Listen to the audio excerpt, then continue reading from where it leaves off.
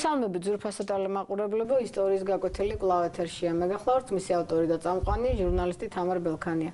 ჩვენ ვაგრძელებთ საუბარს აჭარის ისტორიაზე და ჩვენი დღევანდელი გადაცემის სტუმარი გახლავთ აჭარის ბათუმის სახელმწიფო უნივერსიტეტის პროფესორი, აჭარის სახელმწიფო მუზეუმის დირექტორის მოადგილე ბატონი ოთარ გოგოლიშვილი. მოგესალმებით ბატონო ოთარ. ერთია აჭარის ოფიციალური ისტორია და მეორეა ის, რაც რეალურად ხდებოდა აი ამ ქალაქში წლების განმავლობაში. ბუნებრივია, რომ ჩვენ გვაინტერესებს ობიექტური ისტორია და ჩვენ გვაინტერესებს გადავხედოთ ისტორიას, რომ აღოდგინოთ სურათი.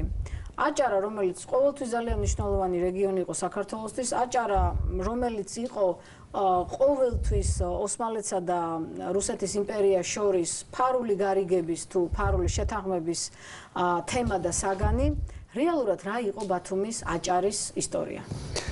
საქართველოს კუთხეებს შორის აჭარის ისტორია, აჭარა საერთოდ ერთ-ერთი გამორჩეული რეგიონია თავისი გეოპოლიტიკური მდებარეობით და თავისი წარსულით. ეს არის ერთადერთი რეგიონი ჩვენს ქვეყანაში, ჩვენს კუთხეში, ჩვენს ქვეყანაში, საქართველოში, რომელიც ყველა იმპერიების დაინტერესების სფერო იყო.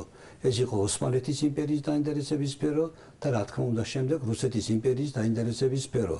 და რაც ომები, რომელიც ოსმალეთსა და რუსეთს შორის მიმდინარეობდა, აჭარას სამხრეთ-დასავლეთ საქართველოს ერთ-ერთი ყველაზე უფრო გამორჩეული ადგილი ეჭირა. ყველა ომი, რომელიც კი წარმოებულა ოსმალეთსა და რუსეთს შორის, აჭარა იყო ერთ-ერთი ყველაზე უფრო მნიშვნელოვანი და გამორჩეული რეგიონი და ყოველთვის ცდილობდა ორი იმპერია რომ შეინარჩუნებინა ეს კუთხე და ეს განკუთხის შენარჩუნება ნიშნავდა ამ რეგიონში და საერთოდ საქართველოს აი ამ ნაწილში და სხვა საქართველოში საკუთარი პოზიციების გამტკიცებას. რა თქმა უნდა, აჭარის ისტორიაში და საერთოდ სამხრეთ-დასავლეთ საქართველოს ისტორიაში გადამწყვეტი არის 1877-78 წლების ომი, როდესაც ეს კუთხე დაუბრუნდა დედასაკუთრებად. მანამდე ჩვენ უნდა ვაღიაროთ 1828-29 წლების რუსეთ-ოსმალეთის ომი და იქ რომ არ მომხდარიყო რუსეთის იმპერიის მიერ ენით აუწერელი თუ შეიძლება ითქვას ბარბაროსული ნამიჯების გადადგმა და ის დიდი შეურაცხყოფა და ის დიდი ღალატი, რომელიც მან ჩაიდინა ამ მოსახლეობის მხედველობაში მათ რუსთა გენერლობა, რომელიც პერიოდში შემოვიდა აჭარა საქართველოს დაუბრუნდებოდა. ყოველ შემთხვევაში საქართველოს დაუბრუნება 1878 წელსაც ვამბობთ, მაგრამ მაშინ თვით საქართველო იყო ოკუპირებული რუსეთის იმპერიის მიერ და დაბრუნება ეს ზოგადი ტერმინია. მაგრამ რადგანაც გაერთიანდა, მაინც შემოვიდა მიუხედავად ოკუპირების, მიუხედავად მაინც ვიზახით ჩვენ დღეს გაერთიანებას, დაბრუნებას ვიზახით, მაგრამ ის დაუბრუნდა არა საქართველოს, რუსეთს საერთოდ არ შეუწუხებია ამისთვის თავი. რუსეთს იმისთვის თავი არ მოუკლავს, რომ ეს კუთხე დაბრუნებოდა საქართველოს. ეს კუთხე მას მისთვის უნდოდა, მისი იმპერიის ინტერესებში, შემადგენლობაში, ინტერესების სფეროში უნდა ყოფილიყო, მაგრამ რადგანაც ეს უკვე დაემთხვა საერთოდ ზოგად ქართულ ინტერესს, ამიტომ დღეს ტერმინი ეს ასეთი გავრცელებული და იმ პერიოდის ქართულ განმანათლებებში და ქართულ საზოგადო მოღვაწეებშიც იყო დაბრუნება და ამიტომ იყო ეს ერთადერთი ომი იყო 79-78 წლების ომი, როდესაც ადგილობრივი მოსახლეობა საკუთარი სულვილით მონაწილეობდა იმპერიის მხარეზე, რუსთა ჯარის მხარეზე და სხვადასხვა იმ ომში 70,000 ქართველი მონაწილეობდა საკუთარი სულვილით. ეს უიშვიათესი შემთხვევაა რუსეთის მიერ 1801 წლიდან, მაგრამ მე ვამბობ მანამდე 1828-29 წლის ომის შედეგად, როდესაც მართლაც დაუბრუნდებოდა და მართლაც რუსეთის იმპერიის შემადგენლობაში იქნებოდა და მას არ დაგჭირდებოდა 77-78 წლების ომი, რომ არ მოხდარიყო დიდი შეცდომა, წინ დაუხედაობა, რუსეთის გეოპოლიტიკური სიბეცე ამ სიტყვის პირდაპირ მნიშვნელობით, როდესაც საზავო ანდრიანოპოლის საზავო ხელშეკრულების დროს რუსეთი ვერ გაერკვა ის დიპლომატები, რომელიც საზავო ხელშეკრულებას ხელს აწერდა ჭოროხსა და ჩოლოქს შორის. აი ეს იყო ნამდვილად ეს იყო სული შეცდომა იყო და როდესაც უმეცრება იყო მართალია შემდეგ მიხვდნენ არა თქვა 2 თუ 3 თვის შემდეგ, არამედ 2 დღის შემდეგ, მაგრამ უკვე გვიან იყო ხელშეკრულებაზე ხელი იყო მოწერილი და აი ეს დიდი შეცდომა დაუჯდა 78 წლამდე რუსეთის იმპერია და თურქეთის იმპერიაში აქ უკვე საკუთარი პოზიციების გამტკიცებას. ეს იყო ძალიან დიდი შეცდომა იმდროინდელი აჭარის მმართველი ახმედ ხიმშიაშვილი, მისი დედა დუდუ ხანუმ ბეჟანიძე, რომელიც ფაქტურად აჭარას მართავდა და აჭარის მოსახლეობა უკვე მზად იყვნენ რომ შეერთებოდა რუსეთის იმპერიას, მაგრამ ასეთმა დიდმა შეცდომამ, წინ დაუხედაობამ და იმ გენერლებს, გესე იყო გენერალი, ვიტე იყო, ნიკოლაი იყო, სმერტინი ასეთი გენერალი იყო, რომელიც ამ პერიოდში აწარმოებდა აწარმოებდნენ ბათუმის მიმართულებით საომარ ოპერაციებს, ეს დიდი შეცდომა მათ დაუჯდა ძალიან კარიერის სმერტილი მაგალითად სიბირში ძალიან დიდი ხნის განმავლობაში გადაასახლეს და გვარი აქვს მას ისეთი რომ გვარზე არ არის ყოველ შემთხვევაში ასეთი შეცდომა იყო ეს რომ ეს დაგვიჯდა შემდეგ 1878 წელი. ახლა მივაქციოთ ყურადღება აჭარის ისტორია შეიძლება დაიყოს ასე ორ ნაწილად 1461 წლიდან როდესაც ოსმალეთის იმპერიამ დაიპყრო ბათუმი და ეს კუთხე საერთოდ სამხრეთ-დასავლეთ საქართველოს და საერთოდ მოწყვიტა ერთიან ქართულ სხეულსა და გახადა ოსმალეთის იმპერიის შემადგენელი ნაწილი და 1878 წლიდან უკვე მეორე დამპყრობელი შემოვიდა და რუსეთის იმპერიის შემადგენლობაში შევიდა. ოსმალეთის შესახებ უკვე ნაკლებად არის ცნობილი და აქ წინა გადაცემაში ბატონმა თამაზმა ახსენა ამის შესახებ და ის პიროვნებების ახსენა, რომელმაც დიდი როლი თამაშია, მაგრამ რაც შეეხება არანაკლებ მტკივნეული, არანაკლებ მძიმე და თუ შეიძლება იყოს ერთ-ერთი ყველაზე უფრო აი სახიფათო აჭარისათვის იყო 1878 წლიდან 1921 წლამდე, როდესაც ეს კუთხე იყო რუსეთის იმპერიის შემადგენლობაში და სხვადასხვა აჭარის სახელმწიფო მუზეუმი არის ერთ-ერთი თუ შეიძლება ითქვას გამორჩეული კულტურის საგამომთბლო დაწესებულება, სადაც 180,000-ზე მეტი დოკუმენტია, რომელიც პერიოდულად ასე იგი საუბრობს აი ისტორიაზე, აი იმ პერიოდების მიხედვით, როდესაც უკვე ბათუმი რუსეთის იმპერიის შემადგენლობაში იყო და ყველაზე უფრო გამორჩეული პერიოდი იყო პორტო-ფრანკოს პერიოდი, როდესაც ბათუმი როგორც ქალაქი გადაიქცა ევროპული ტიპის ქალაქად, ბათუმში ის შენობები, ის ღირსშესანიშნაობები, რომელიც დღეს ბათუმის სავიზიტო ბარად წარმოადგენს და ბათუმი თუ შეიძლება ითქვას ნახველებს თვალს იტაცებს და ეს არის ერთ-ერთი ყველაზე გამორჩეული ადგილები, რითაც ამაყობს ქალაქი, სწორედ ამ პერიოდში აშენდა და ბათუმი გადაქცეული იყო იმ პერიოდის სოფლიოში მიაქციეთ ყურადღება, სოფლიოში მე ამ სიტყვას არ ვამბობ, ეს არ არის გაზიარებული სიტყვა, ეს არის მიზანმიმართული და ეს ობიექტური რეალობიდან გამოსულია ერთ-ერთი ყველაზე უფრო გამორჩეული ქალაქი მრეწველობის კუთხე და აქ დამკვიდრა იმ დროინდელ სოფლიოში ევროპის ქვეყნებში არ იყო ის ფილმები დამკვიდრებული, რომელიც ბათუმში დამკვიდრა როტშილდის, მანთაშევისა და სიდერედისის. ამას გარდა აქ დამკვიდრა იმ დროინდელი კაპიტალიზმის 60%. მიაქციეთ რიხტერი, ბუხარტი, პალაშკოვსკი, ბუნგე, ეს ცნობილი კაპიტალისტები, რომელიც ბათუმში უკვე სამრეწველო საქმიანობას აწარმოებდნენ. ბათუმი გადაიქცა იმ დროინდელ კავკასიაში მეორე ქალაქად. თბილისის შემდგომ, თუმცა ზოგიერთ მიმართულებით და ზოგიერთი კუთხით ბათუმი თბილისს ჯობდა. ბათუმი იყო ნავთობის, თუ შეიძლება ითქვას, მრეწველობის განვითარების კუთხით ერთ-ერთი ყველაზე უფრო დიდი ქალაქი და აქ უკვე მოაწყდა, როგორც დავით ყდიაშვილი ამბობს. დავით ყდიაშვილი იყო ერთ-ერთი პიროვნება, რომელმაც ფაქტიურად ბათუმის ცხოვრება აღწერა თავისი 25 წლის განმავლობაში. 25 წლის განმავლობაში მუშაობდა ის რუსეთის არმიის შემადგენლობაში და მის თვალწინ ჩაიარა ბათუმის საზოგადოებრივი და სოციალურ-ეკონომიკური ცხოვრების ყველაზე მნიშვნელოვანმა მომენტებმა. საკუთარი თვალით ნახა ყველაფერი ის აღწერს როგორც წვიმის შემდეგ სოკოები ისე მომრავლდა კაპიტალისტური საწარმოები და ბათუმს მოაწყდა მთელი არა მარტო საქართველოს სხვადასხვა კუთხეებიდან, არამედ იმპერიიდან, როგორც რუსეთიდან, სომხეთიდან, თქვენ წარმოიდგინეთ ოსმალეთიდან, სპარსეთიდან, სირიიდან და ევროპის ქვეყნებიდან სხვადასხვა ეროვნების წარმომადგენლები და ბათუმი გადაიქცა რაღაც კონგლომერატად, ინტერნაციონალ ქალაქად და ყველაზე მეტი უბედურება ის არის, რომ აქ ქართველობა ძალიან ცოტა იყო. ფაქტობრივად ქართველობა არაფერ როლს არ თამაშობდა ბათუმში.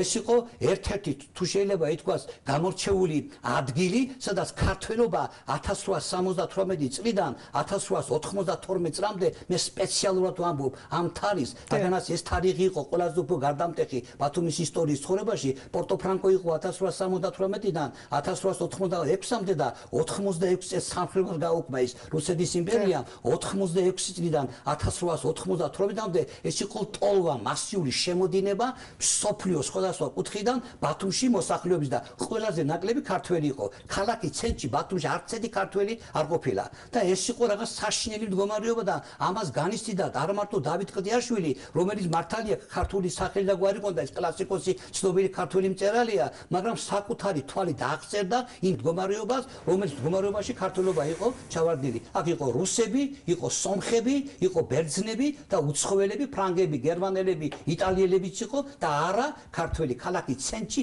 არც ერთი ქართველი მოსახლე არ იყო და თქვენ წარმოიდგინეთ ბათუმის ისტორიაში ერთ-ერთი ყველაზე უფრო მნიშვნელოვანი, ერთ-ერთი ყველაზე უფრო გარდამტეხი და ქალაქის ისტორიისათვის ერთ-ერთი ყველაზე უფრო გამოსაყოფი არის თვითმმართველობის არჩევნები.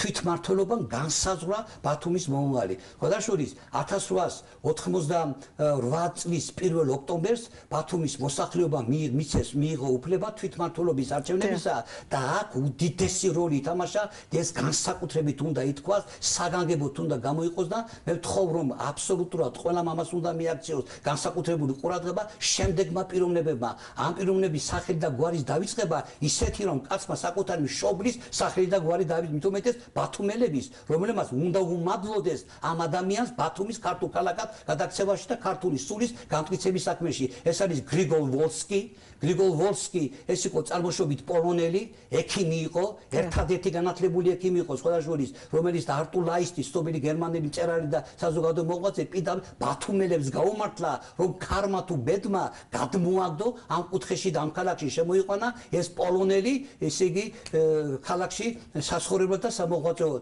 ეს იყო ივანე მესხი ქალაქ ბათუმის თვითმმართველობის დივანი მთელი 25 წლის განმავლობაში და დავით კლდიაშვილი ამ სამი კაცის ზუგზე გადაიარა მთელი ის დიდი ქარტეხილი რომელიც ქალაქ ბათუმის ქართულ ქალაქად გადაქცევაში არის საქმე და პირველი ქალაქის თვითმმართველობის არჩევნები ეს იყო 1895 წლის ვინ უნდა არჩეულიყო ქალაქ ბათუმის თავად და თქვენ წარმოიდგინეთ რომ იქ ქართველის გამარჯვება წარმოუდგენელი იყო სომხებს მისი კანდიდატურა ყავდათ ეს იყო ვინმე ბებუთოვი რომელიც სპეციალურად ჩამოიყვანეს ბათუმიდან თბილისიდან ჩამოიყვანეს ბათუმში დიდი რაოდენობის სომეხი ცხოვრობდა 1892 წლამდე 6000 სული სომეხი იყო ეს კატასტროფულად დიდი ციფრია ხოდაშორის სხვადასხვა იმიდანაც იყო შემოსული სტატისტიკური მონაცემების აჭარის სახელმწიფო არქივში ბატონმა წინაგადაცემაში ბატონმა თამაზმა ბზანა სახელმწიფო არქივიდან აჭარის სახელმწიფო მუზეუმში და იმ პერიოდის სტატისტიკურ ანგარიშში გამოანგარიშებულია ესე იგი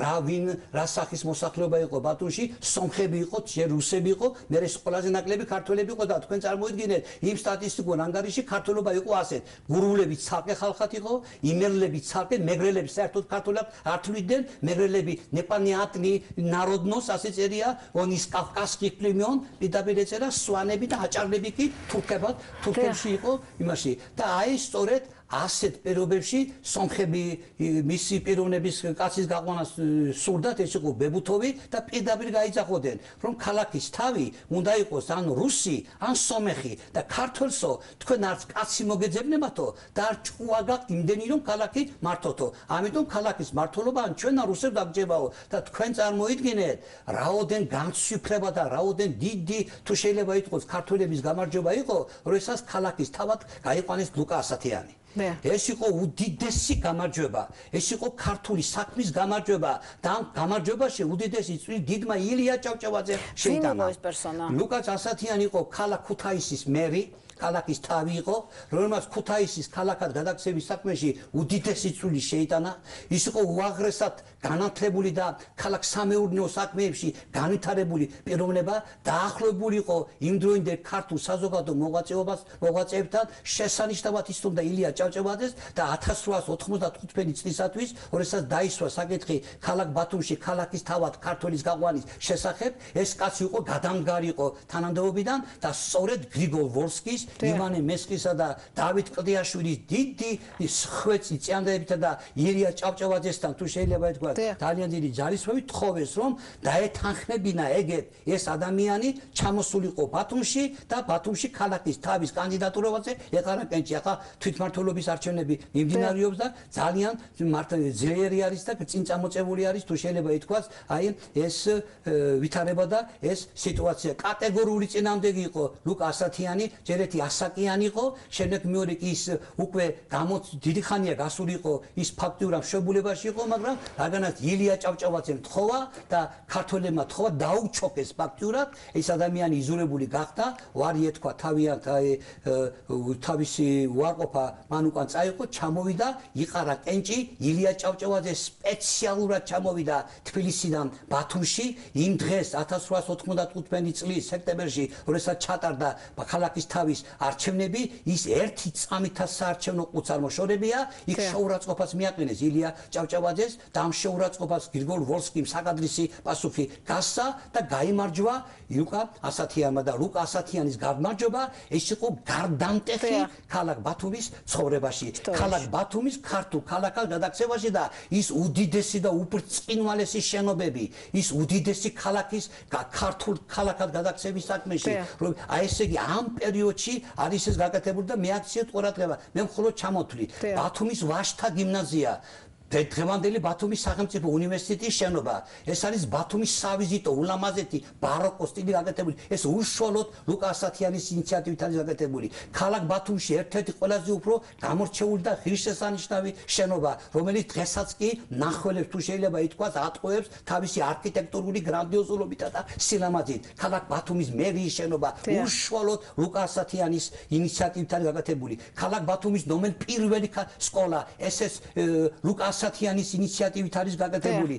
ბათუმის ქალთა გიმნაზია, ქალაქ ბათუმის მოკიცვა, ქუჩების მოკიცვა, ქალაქ ბათუმში პირველი სამანტყოფოს ქსენონის გაკეთება 1898 წელს უშუალოდ ლუკა ასათიანისა და ქართველი ექიმების ხეიძისა და ელიევას გრიგორ ელიევა ერთ-ერთი უდიდესი ექიმიდან ქალაქ ბათუმის ექიმთა საზოგადოების თავმჯდომარე იყო. მათი ინიციატივით არის გაკეთებული და რაოდენ საინტერესოა და რაოდენ ესე იგი მნიშვნელოვანია ის ფაქტი, რომ თვით ლუკა ასათიანის დაპროექტებული არის ქალაქ ბათუმის დღევანდელი მერიის შენობა და ის შენობა თავის შიდა ინტერიერით და იმ სტილით ლუკამ ჩამოიყვანა რუსეთში მოღვაწე იტალიელი ვენცელი, ასეთი მხატვარი იყო, თვითონ მან მოახატია და თვითონ კარნახობდა და შემდეგ ვენცელის ჩანაწერი არსებობს თბილისის ცენტრალურ სახელმწიფო არქივში, რომ ასეთი საინტერესო რომ მე მიკვისო, მე არაერთი შენობა მომიხატიო და ეს კაცი მე მეუბნება რა დავხატო და რა გავაკეთო და თვით ის ვერ მოესწრო.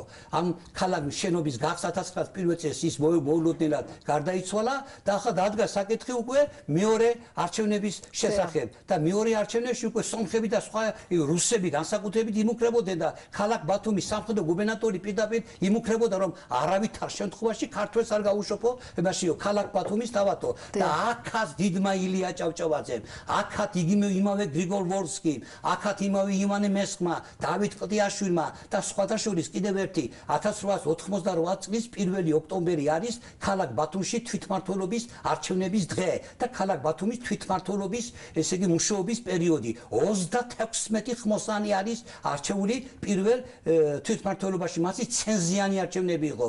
მხოლოდ არჩევნებში ღებულობდა ის სრულწლოვანი მოქალაქე, ვისაც ჰქონდა ქონება, ცენზი ვისაც ჰქონდა. წინააღმდეგ შემთხვევაში თუ შენ ქონება არ ჰქონდა, არჩევნებში მონაწილეობას ვერ მიიღებდი. ქართველები ძალიან ცოტა იყო ქალაქში და ბერძნებთან მოხდა კოალიცია, გაერთიანება, ბერძენმა ამორჩევლებმა ქართველებს მისცახმა და 36-ში 16 ქართველი იყო. ეს იყო უდიდესი გამარჯვება ქართველების. იქ იყო დუმბაძე, ნაკაშიძე, ერთი იყო ხუსეინ აბაშიძე, ეს აჭარელი და ეს კიდევ იყო მეორე ახმედ ბეჟანიძე, რომელმაც ასევე უდიდესი როლი ითამაშა იქ ქართული საქმის გაკეთებაში. მე ვამბობ ლუკა ასათიანის გარდაცვალებას. 1901 წელს გარდაიცვალა ლუკა ასათიანი და ვინ უნდა ყოფილიყო მეორე ქართველი ქალაქის თავი. აქაც ილია ჭავჭავაძის დიდი ძალისხმევითა და დიდი მონდომებით და ძალიან დიდი ბრძოლით ივანე ანდრონიკაშვილი შეირჩა ქალაქ ბათუმის ქალაქის თავად და კიდევაც გაიმარჯვა ასევე დიდი წინააღმდეგობით. ამიტომ ივანე ანდრონიკაშვილი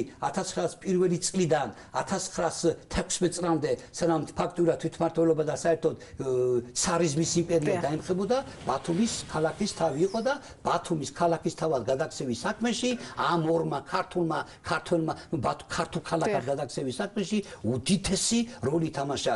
ამიტომ ბათუმლები პატივცემულნი არიან აი ამ პიროვნების მიმართ. ლუკა ასათიანის, ივანე ანდრონიკაშვილის, გრიგოლ ვოლსკის, ივანე მესხის, დავით ყდიაშვილისა და იმ ქართული ხმოსნებისა და იმ ილია ჭავჭავაძე რა თქმა უნდა ყველას ესე იგი ცენტრში სათავეში მაინც ილია ჭავჭავაძე და რაოდენ გულდასაწყვეტია რომ დღეს არ გვაქვს გრიგოლ ვოლსკის საფლავი. სხვადასხვის გრიგოლ ვოლსკი 1905 წლების რევოლუციაში მონაწილეობის შემდეგ ფაქტურად ის ბათუმიდან წავიდა, დააძევეს ბათუმიდან. იმიტომ ძალიან დიდი ბრძოლა იყო მის წინააღმდეგ შემდეგ გუბერნატორი პირდაპირ იმუქრებოდა რომ აი ეს კაცი ამ წავიდა და მოკლათო ფიზიკურად გაუსწორდებიო მასა შეეშინა უკვე მოწყდა და როდესაც ხოდაშორის ბათუმში გრიგორ ვოსკის ინიციატივითა და ქართველი საზოგადო მოღვაწეების ძალიან დიდი ძალისხმევით დაიგო ქართული მართლმადიდებელი ეკლესია და ეს მართლმადიდებელი ეკლესია თანამედროვე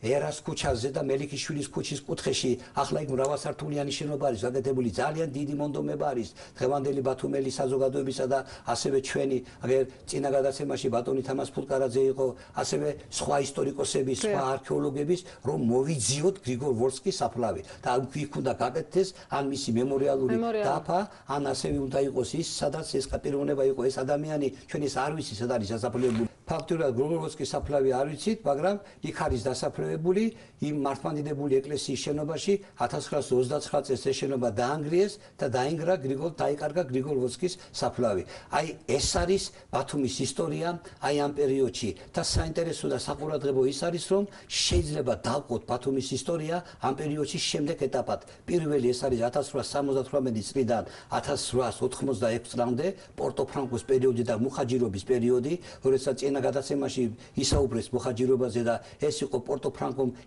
ხელი შეუწყო აქედან მასიურად გადინებას მოსახლეობის მეორე პერიოდი ეს არის მრეწველობის განვითარების პერიოდი როდესაც ბათუმში დაფუძნდა მსხვილი იმდროინდელი მონოპოლისტური საწარმოები როჩიდის მანთაშების ნობელების პალაშკოვსკისა და ასე შემდეგი ეს იყო ქალაქის თვითმმართველობის მუშაობის პერიოდი ქართულობა და როდესაც ქართული სული და განსაკუთრებით ქართული განათლება წერა-კითხვის სხვადასხვა ვორსკი იყო ბათუმში წერა-კითხვის გამართლებელი საზოგადოების ბათუმის ფილიალის თავმჯდომარე იყო და პირველი ქალაქ ბათუმის სკოლა 1891 წელს აი ამ ფილიალის ძალიან დიდი დამსახურება არის და სხვადასხვა თვით ილია ჭავჭავაძის და სხვადასხვა ილია ჭავჭავაძის ცნობილი იყო რომ ის არ იყო იქ არ გადიოდა კუთხეებში არ დადიოდა გამონაკლისი იყო ბათუმიდან სამეგრელოს ხოდაშორის და ბათუმში ის რამოდენიმეჯერ იყო ნამყოფი იმიტომ რომ მან იცოდა რა იყო მისთვის ახალდაბრუნებული კუთხე როდესაც ის ქალაქ ბათუმში გაიხსნა პირველი ქართული სკოლა იმ ქართულ სკოლაში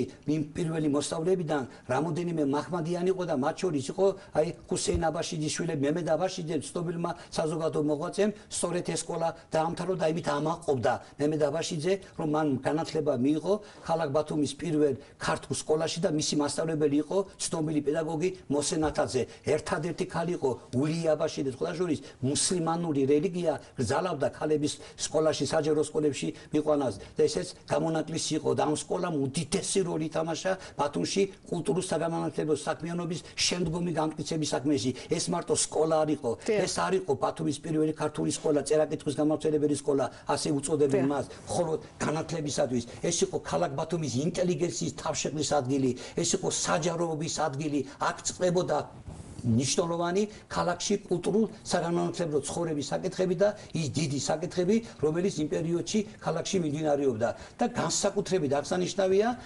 1900 წლები მე-20 საუკუნიდან ეს უკვე არის რევოლუციური მოღვაწეობის პერიოდი და აჭარის სახელმწიფო მუზეუმი საქართველოს მუზეუმებს შორის ერთ-ერთი მე მგონია ერთადერთი ამ კუთხისათვის არის რეგიონი სადაც აქ არის აბსოლუტურად ყველაფერი წარმოდგენილი 1900 წლიდან 1917 წლის თებერვალამდე სადაც დაემხობოდა პირველი ის ცარისტული იმპერია და 1918-17 წლიდან 1920 წლამდე დემოკრატიული რესპუბლიკის პერიოდში სადაც მასალები არის თანმიმდევრობით წლების მიხედვით სრულყოფილა და მრავალფეროვნად წარმოდგენილი 1905-7 წლების რევოლუცია მაშინა ძალიან რთული და უმძიმესი სიტუაცია იყო 1914-18 წლების პერიოდი პირველი მსოფლიო ომის პერიოდი და განსაკუთრებით როდესაც 1918-დან 20 წლამდე ბათუმი ბრესტ-ლიტოვსკის საზავო ხელშეკრულებით ჯერ იყო ოსმალთა იმპერიის შემადგენლობაში შემდეგ ინგლისელთა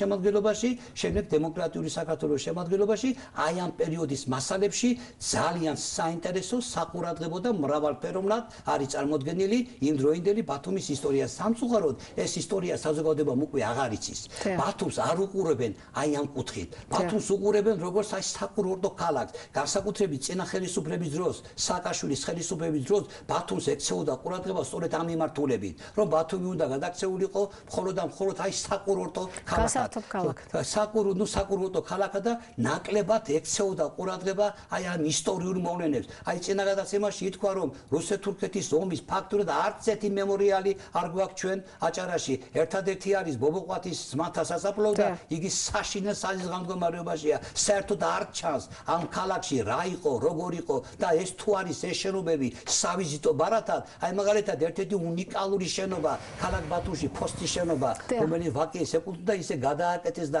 ისე დაამახინჯეს, რომ ფაქტურად წარმოუდგენელია, რომ ის აღვითქვათ, როგორც ამ იდგა აქ იყო უნიკალური ისტორიული შენობა, სადაც ძალიან დიდი ისტორიული ამბები იმართებოდა მე-19 საუკუნეში. ეს ძალიან ცუდი სიტუაციაა. ძალიან საინტერესო პრაქტიკულად არც ჩავრეულო თქვენ საუბარს ეს იყო ერთგვარი ექსკურსი აჭარის და ბათუმის ისტორიაში და დასანანი სწორედ ის არის რომ ქალაქს რომ გადახედავ, აი თვითონ ნაგებობები არ არიან მთხრობელები აი ამ ისტორიის. ის მემორიალური სტელა იქნება თუ ის რაღაც მონუმენტური ქანდაკება თუ არ აქვს ამას მნიშვნელობა ხელოვნების რომელი სფერო აღწერს ამ ისტორიას. ჩვენ ჯერ ჩვენ უნდა ვცეთ პატივი საკუთარ ისტორიას, რომ სხვა მგზეს შემდგომ პატივი, ხომ? აი ხა რასაც თქვენ ყვებით და რაც ბატონმა თამაზმა წინაგადაცემაში მოყვა, პრაქტიკულად შესაძლებელი არის არა ფრაგმენტულად, არამედ გარკვეულწილად რეტროსპექტიულად აღვადგინოთ აჭარის და ბათუმის ისტორია. აი რატომ არ ხდება მთლიანობაში, რატომ არ ხერხდება? ხალბატონო თამარ, აჭარის ისტორიაზე უამრავი ნაშრომია დაწერილი, ტომებია დაწერილი. ბათუმის ისტორიაზე უამრავი ნაშრომია დაწერილი. არა მარტო ჩვენის მხრიდან, არამედ წინაგადაცემაში ბატონი თამაზა წინა სხვა გადაცემებში თბილისელი, ქუთაისელი, ბათუმელი ავტორი შეიძლება ტომები იყოს დაწერილი, მაგრამ თვით ქალაქ ბათუმის ისტორია რაც უფრო დრო გადის, უფრო ნელ-ნელა დავიწყებას ეცემა. ეს მართალია მემორიალური დაფები არის გაკეთებული, მაგრამ ეს ბევრს არაფერს არ ნიშნავს. ახლა მაგალითად ჩვენ ფაქტურად აი ითქვა წინაგადაცემაში რომ ჩვენ ფაქტურად არ ნიშნავთ არც ერთ მნიშვნელოვან ისტორიულ თარიღს. 1977-78 წლები, ახლა 1918-21 წლები, ეგეც არის ფრაგმენტული და ეს გადაცემები ისეთი ერთფეროვანი და ისეთი თუ შეიძლება ითქვას მოსაწყენია, რომ საზოგადოება მას გარკვეულ დიდ ყურადღებას არ აქცევს. და რაც უფრო დრო გადის, მაგალითად, ეს უფრო დავიწყებას ეცემა არა მარტო ბათუმისათვის, რადგანაც ბათუმი ამ შემთხვევაში გამორჩეულია უკვე თურქებს აშკარად უკვე პრეტენზია აქვენ და ეს არ არის წინაგადაცემაში ითქვა, ეს არ არის ხელწამოსაკრავი პრეტენზია. სხვადასხვის უიშვიათესი შემთხვევაა მსოფლიო ისტორიაში, რომ ორი დიდი დამპყრობელი რუსეთი და თურქეთი შეხმატყვილებული იყოს რეგიონების გაყოფის შესახებ. თქვენ ხომ არ გონიათ აფხაზეთისა და ეგრეთ წოდებული სამხრეთის სამაჩაბლო წაღება თურქეთის ნებართვის გარეშე ხდება. ესე თურქეთი რაღაც ვიზირება არის რუსეთის მხრიდან და ასევე რუსეთის მხრიდან არის ვიზირება აჭარის შესახებ. იმიტომ არის რომ აი ეს შეხმატყვი იშვიათად მსოფლიო ომები წარმოებდა სულ რუსეთსა და ოსმალეთს შორის და დღეს ეს ორი უდიდესი დამპყრობელი და საქართველოს უდიდესი გამანადგურებელი ისტორიის მანძილზე ისე შეხმატყვილებულად ცხოვრობენ და მოქმედებენ, ეს ყველაფერი ხდება ჩვენს ხარჯზე. და არავინ არ იცის რა მოხდება 10 თუ 15 წლის შემდეგ. აი სანახევროდ ნათქვამი სიმართლის ხარჯზე. რაც უნდა მართალი სიმართლე თქვა ჩვენ ქაბატონო თამარ, მაინც არაფერი არ გამოვა, იმდენად არ გამოვა რომ დღეს გვებძვის ორი უდიდესი იმპერია და ჩვენ ვართ უნიათონი. აი მოსახლეობა რა უნდა გააკეთოს, დარჩა ერთი რომ არ აქვს მოგიდონ წელი და დაიწყო სახალხო ანტი-ოსმალური ან ანტირუსული პროპაგანდა დიდია, მაგრამ აბა გაბედე და დაიწყე პროპაგანდა ანტი-თურქეთის წინააღმდეგ. ფაქტურად იქაც შეისმოგდებენ თურქობა გახდა წინა ხელისუფლების პერიოდში და მეტნაკლებად ახლა ცოტა დღესაც ვამჩნევ, ეს გახდა რაღაც პრივილეგირებული ფენა. რომელიც აკეთებს ყველაფერს რაც უნდა და ყველაზე მეტი საშინელება და საზღვრობა ის არის რომ ერთ დღეს 10,000 კაცს მიცეს თურქეთის საქართველოს მოქალაქეობა. იცით თქვენ რას ნიშნავს 10,000 კაცისათვის მოქალაქეობის მიცემა? ამას ემატება ადრინდელი 20,000 და 30,000 თურქეთის ამ არჩევნებში. აი ახლა რომ არის აღწერები, იცით რამდენი მოქალაქე არის თურქი ეროვნების? როდესაც დადიან მოსახლეობაში აღწერაში, საშინელი სიტუაცია შექმნილი და ეს ყველაფერი არის მე ვფიქრობ ამ ორ იმპერიას შორის რაღაც ზებუნებრივი ეროვნულობა არის. ხელისუფლებაში საჭირო რომ ჩვენ ამ ორ იმპერიას მოვიდეთ, თორემ საქართველოს თუ ასე გაგზელდა შეწყვეტს არსებობას რაღაც 21 საუკუნის გარკვეულ ეტაპზე. ნამდვილად შეწყვეტს. ქართველობა აღმოჩნდება უმცირესობაში, აქ სხვა ეროვნება გაბატონდება, ყოველ შემთხვევაში ჩვენ დავკარგავთ იმ ტერიტორიებს, რომელიც საქართველოსაც იყო ხერხემალი, ორი უკვე დაკარგული გვაქვს, იმის დაბრუნება როდის მოხდება და როგორ მოხდება უკვე დღესაც თუმცა იმედია იქნება და ასევე კითხვითი ნიშნის ქვეშ ნუ დავაყენებთ აჭარას. მესხე ჯავახეთს და შეშაქვია ქვემო ქალს, მაგრამ აჭარას განსაკუთრებით. აჭარა არის ხერხემალი საქართველოისა, აქ ისტორიულად ქართლობა იყო, საქართველოში ქრისტიანობა აჭარიდან გავრცელდა, ანდრია პირველწოდებული აჭარიდან შემოვიდა, საქართველოს პირველი ეკლესია აჭარაში იქნა აგებული, ბოლოს და ბოლოს 3 მოციქული და იმიტომ ქვია 3 მოციქული ეკლესია, 2 მოციქული ანდრია პირველწოდებულიდან სიმო ისა ქვია მატათა აჭარაში განისვენებს, იცით ეს რას ის უდიდესია, ვერცეთის დამპყრობელი აქ ვერ უნდა ბედავდეს გაბატონებას. მაგრამ ეს ასე ხდება და ჩვენ ეს ისტორია არ ვიცით. საზოგადოებამ არ იცის, ხალხმა არ იცის, ნაკლები პროპაგანდა ხდება ამის შესახებ. არ არის დაინტერესებული ტელევიზიები ამას არ აქცევენ ყურადღებას. თუ აქცევენ მხოლოდ და მხოლოდ ფრაგმენტულად. 1-2-3 ტელევიზია ამას ამბობს, იგი წელიწადში ორჯერ, ეს არაფერს არ ნიშნავს. აქ უკვე დიდი მუშაობა საჭირო, დიდი სასკოლო იქნება თუ საბავშვო ბაღიდან დაწყებული მუშაობა, რომ ჩვენ შევცვალოთ მენტალიტეტი და ჩვენ უნდა ვიცოდეთ ვინ ვართ, რა ვართ, რა ვიყავით, რას ვაკეთებდით და როგორ მოვედით აქამდე. ახლა წარსულზე ფიქრი და მუდმივად წარსულის ყურება რა თქმა უნდა არ არის კარგი, მომავლის საკითხს უნდა გავიხედოთ, მაგრამ თუ ჩვენ წარსულს დავიწყებთ, არც მომავალი არ გვაქვს ჩვენ ისეთი, რომ ჩვენ გავაოცოთ მთელი სოფლიო რაღაც ეკონომიური, რაღაც სიძლიერე. ეს არასოდეს საქართველოში არ მოხდება. მაგრამ ჩვენ ამას უნდა მივაქციოთ ყურადღება, ის შევინარჩუნოთ მაინც ღირსეულად და ქართულად, რაც გვაქვს. კი ბატონო, გეთანხმებით, ხერხემალის გარდა სხეული ორგანიზმი კიდე სხვა ნაწილებისგან შედგება, შესაბამისად ყველას გაფრთხილება ჭირდება, ყველა განსაკუთრებით მნიშვნელოვანია, როგორც აჭარა, ისე სვანეთი, ისე სამეგრელო, ისე მესხეთი და ასე შემდეგ. მაგრამ ერთი რაც ჩვენ საბოლოო ჯამში გვაკავშირებს, ეს არის ის, რომ ჩვენ ქვეყანას მოუფრთხილდეთ. ამისთვის საჭირო არის ეროვნული თვითშეგნება, ამისთვის საჭირო არის სახელმწიფოებრივი აზროვნება და ამისთვის საჭირო არის, რომ ყველა იყოს თავის საქმეზე პასუხისმგებელი. თქვენ საქმეზე, ჩვენ საქმეზე და მთლიანობაში ამისგან შედგება ხელისუფლება. საქართველოს ისეთ გეოპოლიტიკურ ადგილას მდებარეობს, აქ არის იმპერიების ყველა არაფრის წინაშე უკან არ დამხევი იმპერიების. ეს არის რუსეთი, რომელსაც არაფრად არ მიაჩნია ეს უკრაინის მაგალითზე შესანიშნავად ჩანს, რომ რუსეთი არაფრად არ აგდებს საერთაშორისო სამართლიანობას, ასევე ოსმალეთი, დღევანდელი ეგრეთ წოდებული თურქეთი, რომელიც ასევე არაფრად არ აგდებს კვიპროსის მაგალითის, ასევე შესანიშნავი. მე დარწმუნებული ვარ, ღმერთმა დაიცვას, თუ რა მოხდა მსგავსი, მსოფლიო დიდად არ შეიწუხებს თავს, თქვათ მსგავს ავანტიურაზე, რომელიც აი ამ კუთხეში წარემართება. ქართლობამ უნდა შეინარჩუნოს მისი ქართლობა, რა თქმა უნდა ევროპული ღირებულებები, მაგრამ პლუს ძალიან დიდი ქართლობა, ძალიან დიდი სულიერება, მართლმადიდებლობა, აი სწორედ ამან უნდა გადაარჩინოს საქართველო და ამან უნდა იხსნას ქართველი ერი, ჩემი აზრი და ჩემი გადასახედიდან, ეს კონკრეტულად ჩემი მომავალი საფრთხისაგან. არ დავაყენოთ ჩვენი ქვეყანა და ჩვენი მეობა კითხვითი ნიშნის ქვეშ. ეს უკვე სახეზე არის ძალიან ბევრი ნიშნები კითხვითი ნიშნისა. კი ბატონო, ჩვენი ცნობიერება არის კავკასიური. შესაბამისად ჩვენ უნდა გავუფრთხილდეს და ამ რეგიონს თუ გინდა რომ გადარჩება. გადარჩენის ალბათ ერთ-ერთი გამოსავალი ეს არის ერთსულოვნება, რომ ჩვენ ვიყოთ ერთსულოვნანი იმაში, რომ ჩვენი წარსული, ჩვენი აწყვო და ჩვენი მომავალი იყოს გააზრებული. ალბათ ეს არის გამოსავალი. ძალიან დიდი მადლობა მინდა გითხრათ ამ საინტერესო საუბრისთვის. მე შეგახსენებთ, რომ ჩვენი დღევანდელი გადაცემის თემა ეს გახდათ აჭარის ისტორია, ხოლო სტუმარი იყო ბატონი ოთარ გოგოლიშვილი, რომელიც ბათუმის უნივერსიტეტის პროფესორი გახლავთ და ასევე ბათუმის სახელმწიფო მუზეუმის დირექტორის მოადგილე. დიდი მადლობა ყურადღებისთვის. გაეცანეთ ისტორიას, რომ ვიცოდეთ საიდან მოვდივართ. მადლობთ მომავალ შეხვედრამდე.